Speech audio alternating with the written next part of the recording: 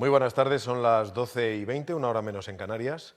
Van a comparecer ahora mismo en rueda de prensa el director del Centro de Coordinación de Alertas y Emergencias Sanitarias, el doctor Fernando Simón, y la secretaria general de Transportes, Movilidad y Agenda Urbana, María José Rayo. También quisiéramos anunciarles que el ministro de Sanidad, Salvador Illa, que en estos mismos momentos está compareciendo ante la Comisión de Sanidad del Congreso, esta tarde, en un horario aproximado de las 6 de la tarde, luego ya se afinará, comparecerá en rueda de prensa aquí en Moncloa para dar el alcance y los detalles de la orden ministerial que establecerá la forma en la que la población podrá salir a partir del próximo fin de semana en distintos horarios y que supondrá una nueva medida de alivio para la población en general dentro del confinamiento que establece el decreto del estado de alarma. Esta tarde, por tanto, el ministro Salvador Illa comparecerá aproximadamente a las 6 de la tarde tras su comparecencia en el Congreso y ahora lo hacen el director del Centro de Alertas y Emergencias y la secretaria general del Transporte. Doctor Simón, muy buenas tardes.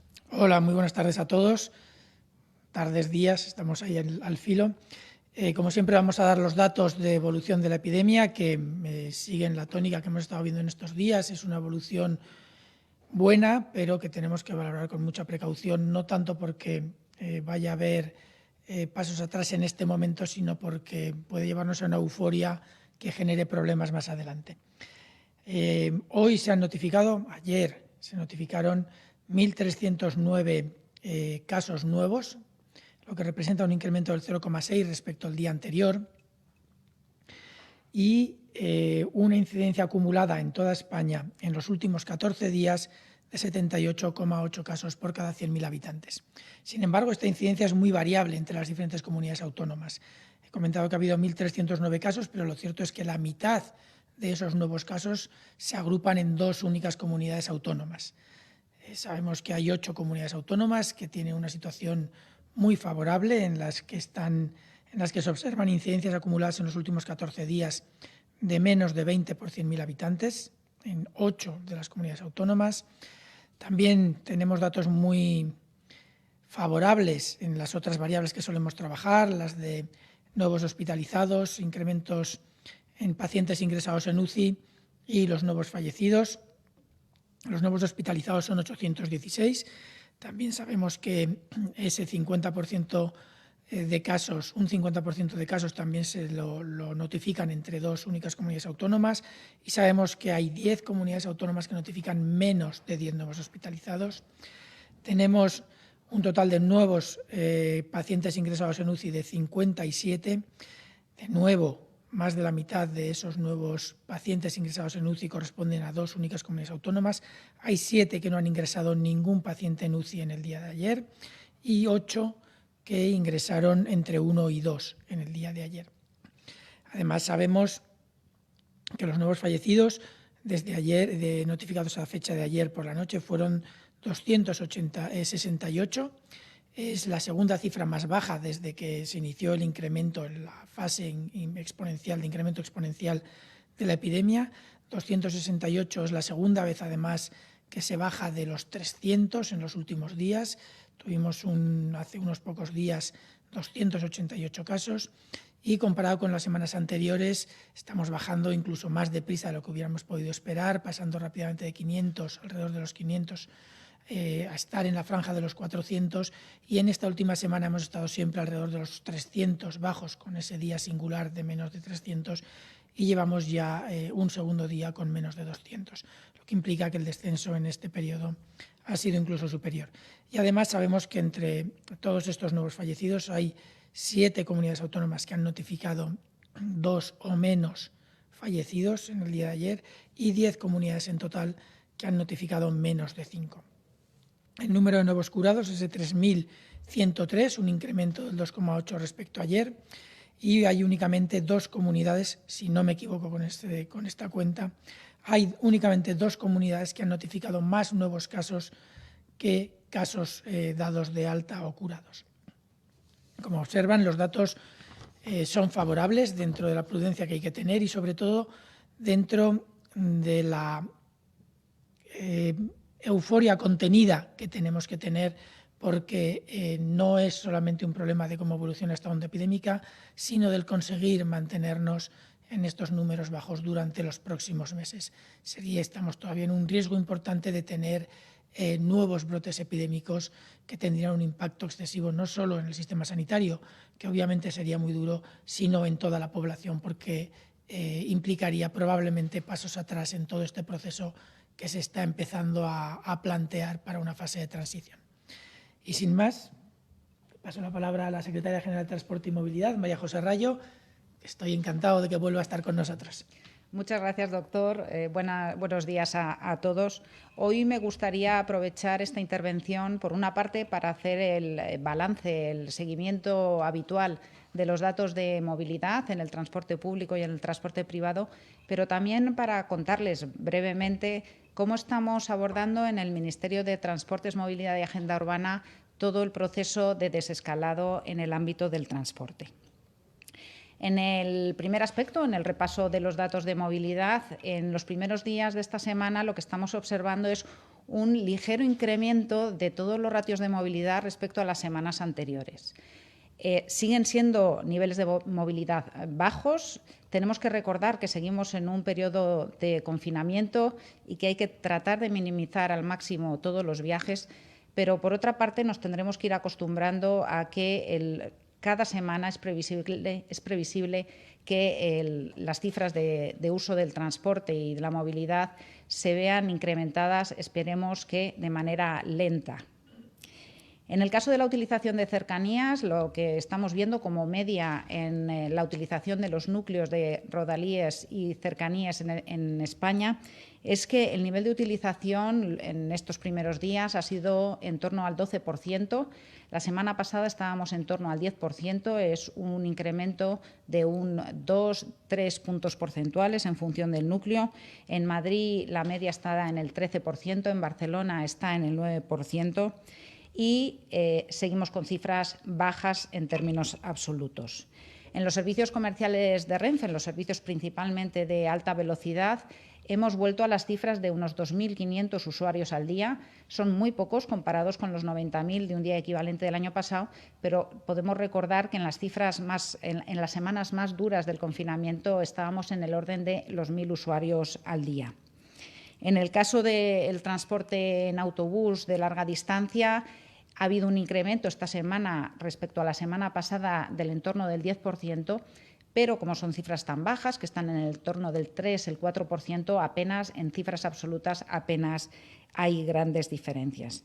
Y en transporte aéreo seguimos en niveles equivalentes, siempre en el entorno de las 300 operaciones diarias. Concretamente, ayer hubo 278.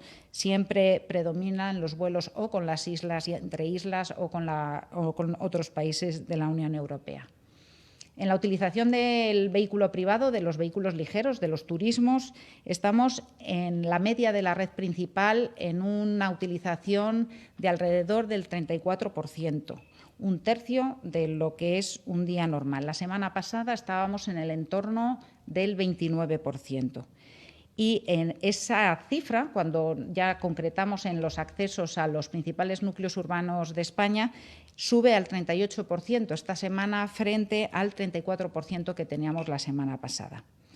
En el transporte de vehículos pesados, de los vehículos de carga, estamos en un nivel del 74%. La semana pasada estábamos en el 70%, un incremento que en este caso es positivo. Siempre estos vehículos son esenciales para garantizar el abastecimiento, por tanto, es una cifra positiva. Y en relación con lo que es el repaso de las cifras de transporte, esto sería todo y me gustaría aprovechar ahora para explicarles, como he mencionado, cómo estamos abordando desde el Ministerio de Transportes, Movilidad y Agenda Urbana el proceso de desescalado en el ámbito del transporte.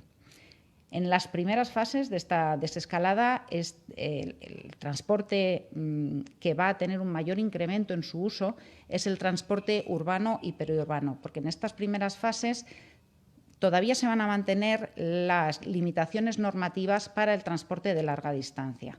Se trata de permitir una movilidad asociada a las actividades permitidas, que estarán también asociadas principalmente a reactivación de la actividad económica, pero evitando el riesgo de exportar los posibles casos que puedan surgir a otras áreas geográficas.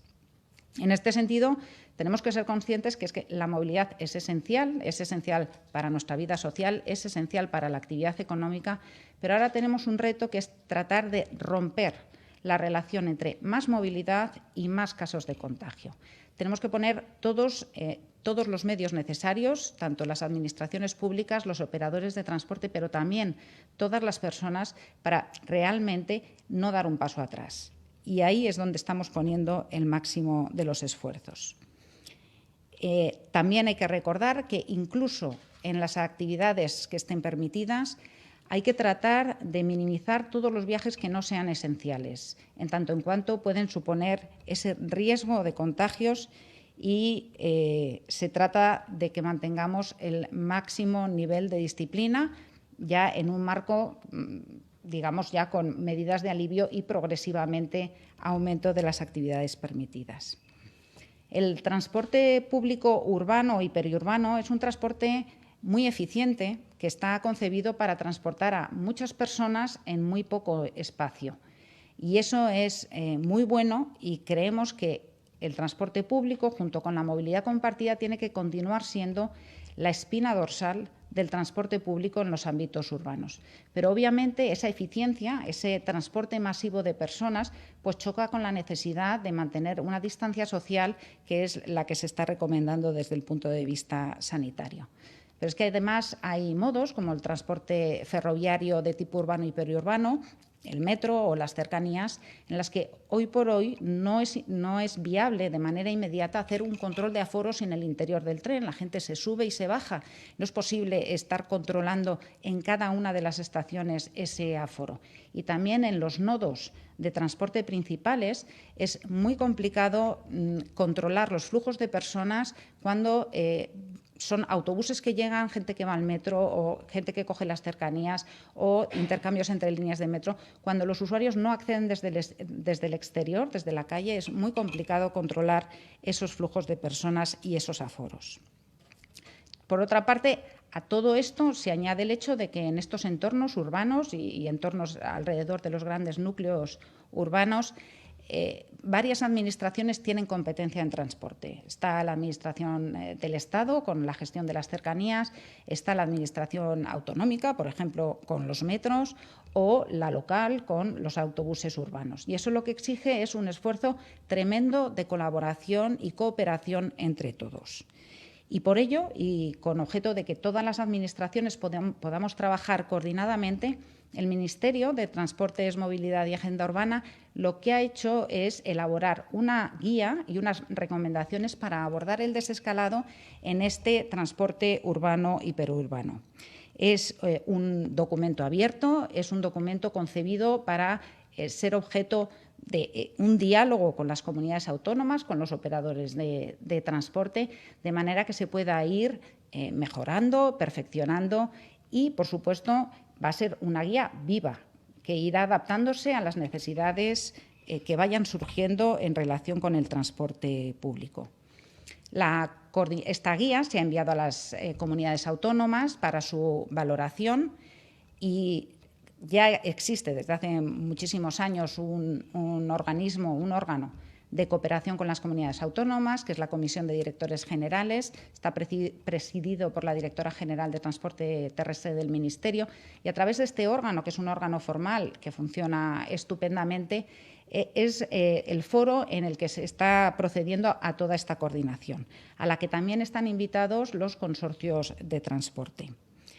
Tengo que decir que la colaboración con todas las comunidades autónomas y con todos los consorcios de transportes está siendo absolutamente excelente, y desde aquí el agradecimiento por su buena disponibilidad y actitud.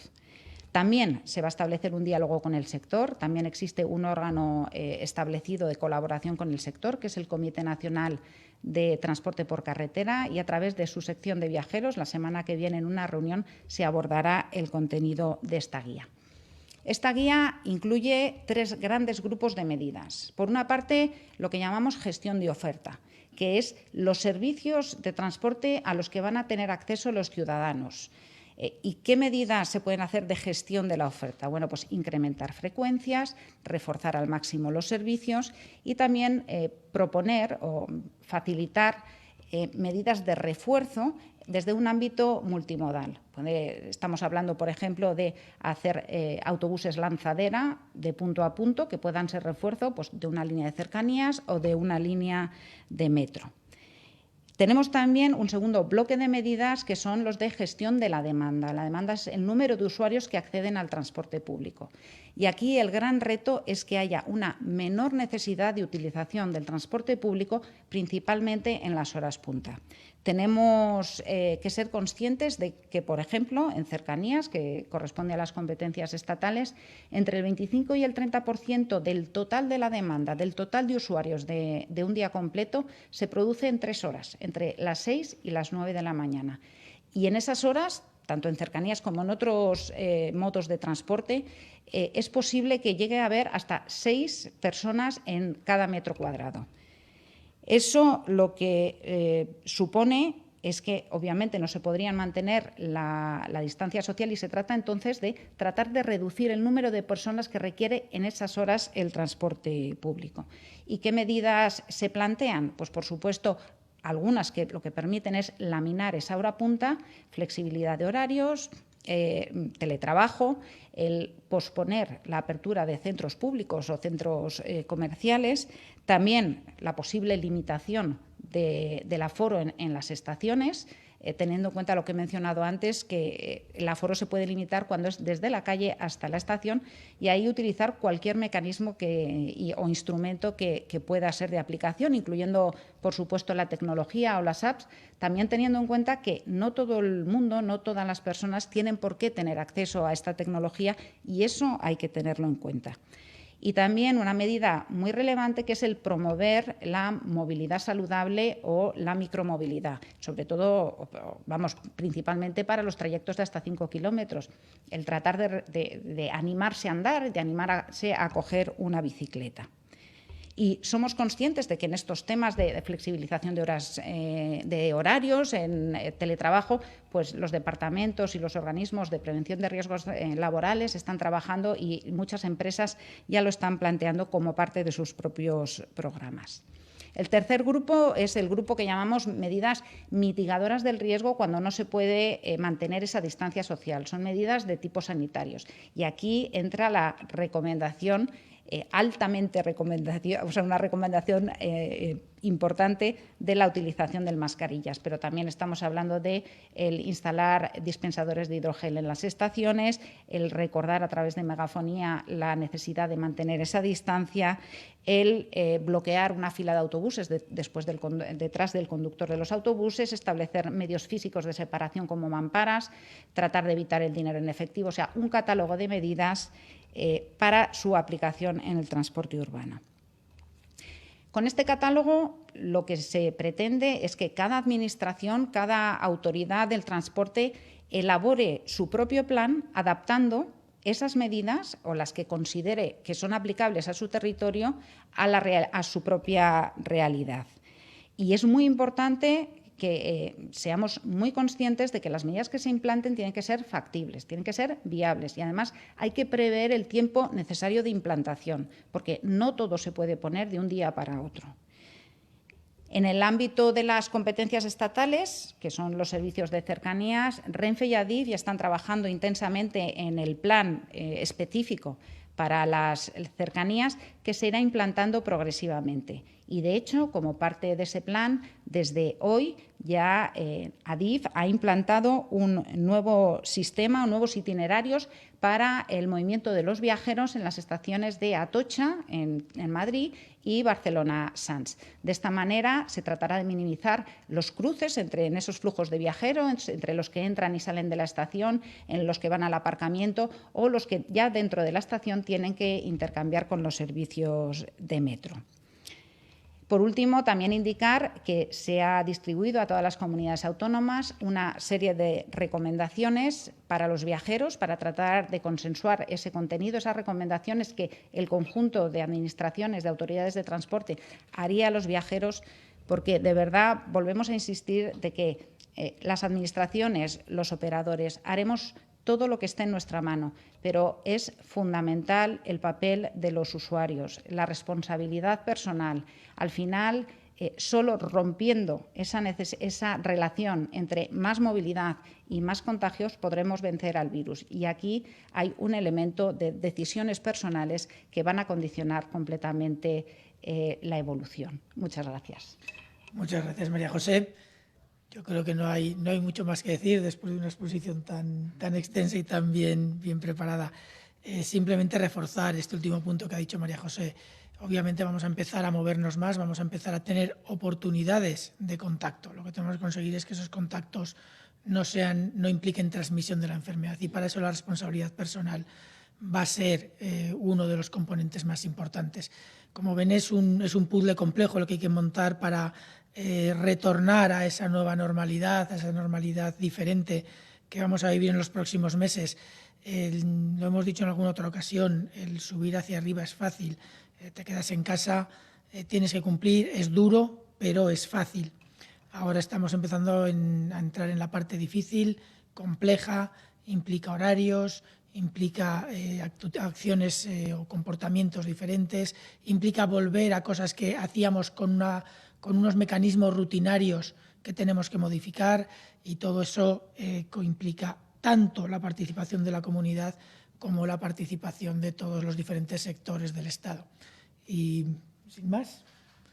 Pasamos a las preguntas, por tanto. Sí.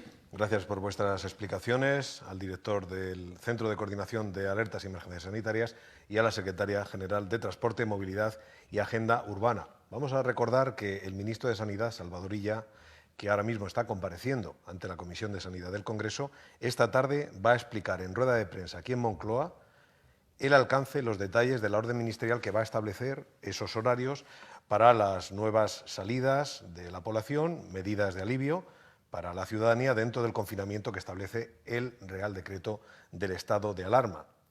De manera que los detalles los ofrecerá el ministro esta tarde, a partir de las 6 aproximadamente, pero ahora posiblemente, doctor Simón, María José, hay algunas cosas de manera general que sí que se puedan explicar a las preguntas de los periodistas. Vamos a comenzar con un par de preguntas de medios internacionales. Daily Telegraph pregunta, doctor Simón, las autoridades sanitarias suizas recomiendan que los abuelos den un abrazo a sus nietos de 10 años para abajo. ¿Qué dice de esta recomendación? Puedo decir que psicológicamente es magnífico dar abrazos a todo el mundo que se pueda, pero tenemos que entender que estamos en una situación de riesgo. Es una situación de riesgo que no va a durar siempre. El abrazo se podrá dar en el momento en el que se pueda dar. Yo creo que ahora mismo, en nuestra situación y con los niveles de transmisión que hemos tenido en España y con la epidemia que hemos vivido, tenemos que ser conscientes de los riesgos que puede suponer, no para el niño, sino para su propio abuelo, el exponerlo a riesgos innecesarios. Es verdad que los riesgos son bajos, pero son innecesarios. Y yo personalmente preferiría que el niño pudiera darle muchos abrazos a su abuelo y no solo uno.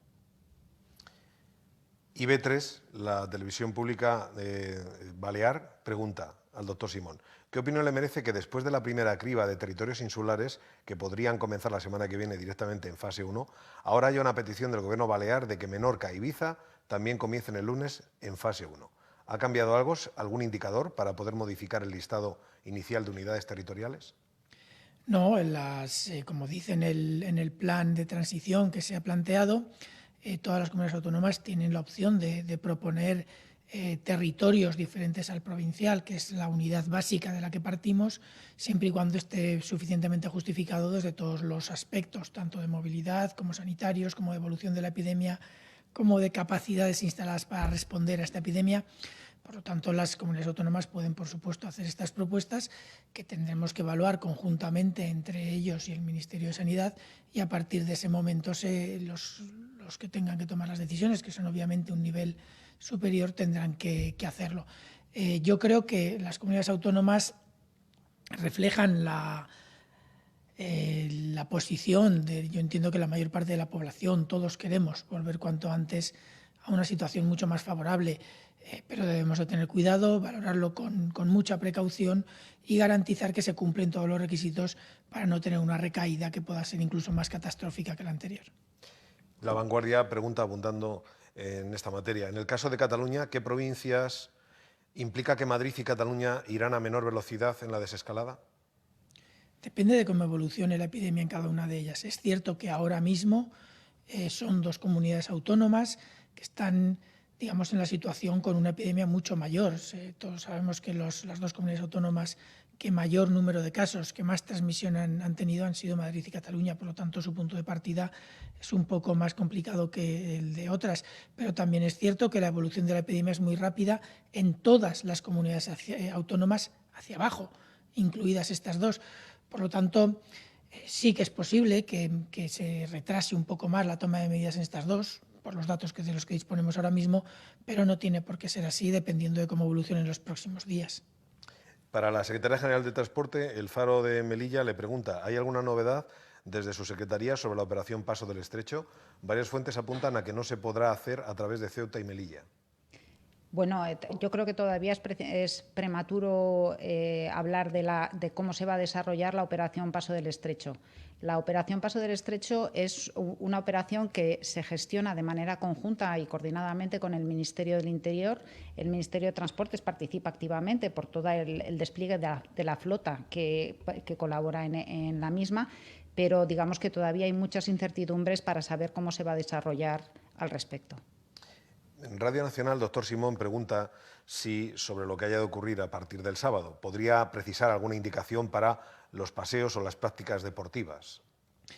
Hombre, los detalles los dará esta tarde el ministro. No voy yo a pisar la rueda de prensa del ministro, me parece un poco feo. Lo único que puedo plantearles es que sí que se trata, con la posición que hemos dado desde los puntos de vista técnicos, de tratar de reducir riesgos de que los grupos más vulnerables puedan exponerse a situaciones que facilitaran, en caso de que estuviera el virus por ahí, la transmisión. Eso se consigue básicamente con una organización adecuada de los horarios en los que cada uno de los colectivos implicados pueda realizar la actividad de alivio que se haya propuesto. Mucho más de ahí yo creo que será el ministro quien esta tarde dará los detalles y que además es él quien debe darlos. Pero quizás se refieran también a de qué manera se puede practicar la carrera, los runners. Esto sí que les puedo dar algunos detalles. Y además es el mismo documento y el mismo título de lo que se habla, lo dice. El deporte es deporte individual. No se puede hacer deportes colectivos todavía, llegará su momento. Sí que es cierto que el deporte individual implica, en algunos casos, agrupamiento de personas que no se pueden permitir. Tienen que ser personas que vayan separadas lo suficiente de cualquier otro deportista. Los paseos son paseos, en principio, de personas de 14 años en adelante y, obviamente, con las condiciones que se plantean en la orden que va a explicar esta tarde el ministro. Si les parece bien, lo dejamos ahí porque el ministro va a dar esta tarde muchísimos más detalles de los que yo les puedo dar ahora. Hay mucho interés en distintos medios internacionales por lo siguiente. Son medios de referencia. Reuters, por ejemplo, pregunta, ¿los focos de contagio aún activos son en residencias de ancianos y otros centros sociosanitarios? Associated Press, pregunta a la que se suma también Washington Post, pregunta, ¿por qué la mitad de los nuevos contagios todavía se están dando entre el personal sanitario? ¿En qué grupos o sectores de población se están dando el resto cuando se cumplen casi 7 semanas de confinamiento? ¿Y qué ocurre para que Cataluña y Madrid tengan la mitad de las nuevas infecciones? Bien, son muchas preguntas y además son interesantes. Yo creo que los focos en las residencias. Ahora mismo estamos, y va asociado a los casos entre los sanitarios. Llevamos 7 semanas prácticamente de confinamiento, de restricciones muy potentes de la movilidad, que obviamente han roto las cadenas de transmisión. Estamos en una situación de transmisión que va claramente hacia abajo y además con una velocidad muy rápida, y eso se está observando progresivamente. Ya saben que los datos siempre vienen con cierto retraso, por lo tanto la situación actual es probablemente incluso bastante mejor de lo que nos indican los datos. Pero dicho eso, sí que es cierto que pese a esos retrasos en la notificación, sí que sigue habiendo casos infecciosos o que pueden transmitir en algunos focos. También es cierto que hemos hecho muchas más pruebas diagnósticas. Las pruebas diagnósticas se han hecho de dos tipos. Pruebas serológicas que nos indican si una persona tiene anticuerpos, que son las defensas que generamos contra el virus. Recuerden que no sabemos muy bien lo que significan exactamente esas defensas. A priori tienen que protegernos contra una nueva infección, pero no sabemos ni cuánto duran, si nos protegen completamente, ni hasta cuándo nos van a proteger. Por lo tanto, hay que tener un poco de cuidado con el entendimiento de lo que significa una prueba serológica o que identifica defensas. Entonces, se están haciendo pruebas serológicas en algunos colectivos concretos, básicamente en residencias de ancianos y en algunos grupos de profesionales sanitarios, pero también se está incrementando el número de pruebas antigénicas, es decir, que detectan el virus, es la famosa PCR, en colectivos a los que hasta ahora, hasta hace una semana o 10 días, no se les podían hacer por la saturación que había en los servicios. Esas pruebas se están haciendo, entre otros, a profesionales sanitarios en algunos lugares, en otros no. En algunos lugares, a los que están en residencias de ancianos, a los que se les hace una prueba serológica y dan positivos, y en otros sitios, la mayoría, se están haciendo a personas que en su momento se consideraron casos posibles o casos sospechosos, pero a los que por la saturación del sistema no se pudo ir a hacerles una prueba. Entonces, a algunos de estos se les están haciendo pruebas, es decir, son casos que iniciaron síntomas hace 14, 15 días y se infectaron al menos otros 5, 6, 7 días antes, es decir, hace de 2 a 3 semanas, y por lo tanto no son casos actuales, o sea, no son casos infectados recientemente, que es lo que medimos con el nivel de transmisión. Es decir, la transmisión va mucho mejor, ahora la detección de casos también va mucho mejor y hace que estemos detectando casos más antiguos, casos que a lo mejor todavía son infecciosos o podrían ser infecciosos si tiene una PCR positiva. Ahí, después de mucho tiempo de infección, el que la PCR positiva no está todavía claro en los círculos científicos si se sigue siendo infectivo o no, pero ante la duda preferimos considerar que sí. Se están detectando todos estos casos y todos estos pacientes, lo que hace que incluso en Madrid y en Barcelona probablemente el número de nuevas infecciones es mucho menor de lo que reflejan los nuevos casos detectados, y eso hay que tenerlo muy claro. En este escenario, las residencias están dando casos fundamentalmente antiguos o fundamentalmente aquellos que en algún momento, sin poder identificar cuándo, tuvieron una infección sintomática o asintomática y desarrollaron defensas. Por lo tanto, es un foco que ahora mismo, aunque puede que haya todavía alguna, no es un foco principal. Y luego el punto ahora mismo clave en la transmisión es allí donde están los pacientes, los centros sanitarios. Tenemos muy pocos casos nuevos, y esos pocos casos nuevos pues tienen que ser obviamente las personas que están en contacto con esos casos. Donde más casos hay ahora mismo es en los hospitales. Esto no descarta que siga pudiendo haber un movimiento, una transmisión mínima en los domicilios. Es cierto que muy probablemente no.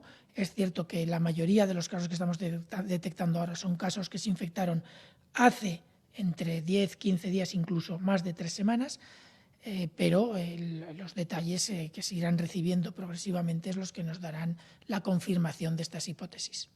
Vamos a finalizar la rueda de prensa. Permítame que introduzca algunas cosas que llegan también a través de redes sociales, porque se habla del deporte y ha matizado, doctor Simón, deporte individual, y todo el mundo asocia la idea del deporte quizá por la mañana temprano, correr, pero estamos hablando de otros deportes que se puedan practicar individualmente, salir con una bicicleta, salir con una tabla de skate. ¿Qué? Con una tabla de surf, con una tabla de windsurf, depende de dónde viva cada uno, cuál sea su deporte, mientras sea individual y se cumplan las normas que se den esta tarde, que dé el ministro de Sanidad esta tarde. Yo entiendo que la aplicación es a deportes individuales. Habrá una serie de requisitos y de instrucciones, y simplemente cumpliéndolas, yo creo, si no me equivoco, que no hay limitación para ningún tipo de deporte individual. Pues esta tarde recordamos que el ministro de Sanidad, después de su comparecencia ahora mismo en el Congreso ante la Comisión de Sanidad, comparecerá en rueda de prensa, hora aproximada a las 6 de la tarde. Entendemos que será una comparecencia con mucha demanda, muy interesante. Gracias, doctor Simón. Gracias, secretaria general de Transporte, María José Rayo, y muy buenas tardes. Muchas gracias. Gracias.